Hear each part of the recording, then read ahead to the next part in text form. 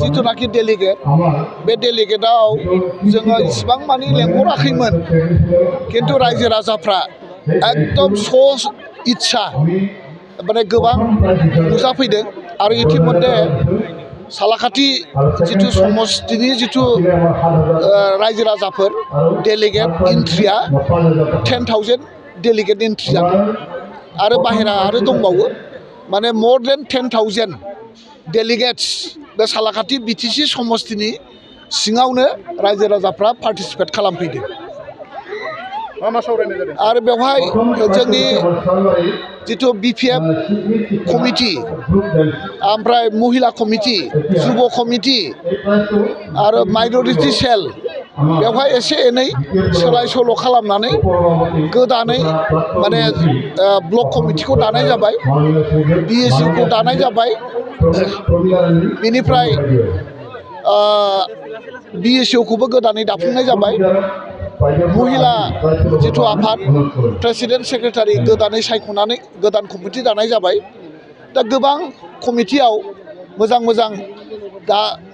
समाय होनो हानाय खामानि मावनो हानाय व्यक्तिफोरखौ लानानै जोङो गासैबो कमिटिफोरखौ दाफुंनो हाबाय आरो बेवहाय जोंनि सालाखाथि ओनसोलनि मोनसे समयसानि सायाव जों आलोचना खालामदों जे एनटिपिसिनि जिथु माने सान्थिं जिथु रेल लाइन आरो रेल गेटआव खयला रेक फैयोब्ला बे खयला रेकखौ सोनो थाखाय 15-20 मिनिट माने लामाया ब्लक जायो गेटआ बन्द जायो दा बेवहाय जों बिराद खस्थ' मोनो रायजो राजाफ्रा बिराद खस्थ' मोनो दा नंखायनो बे रेलनि सायाव बे ट्रेकनि सायाव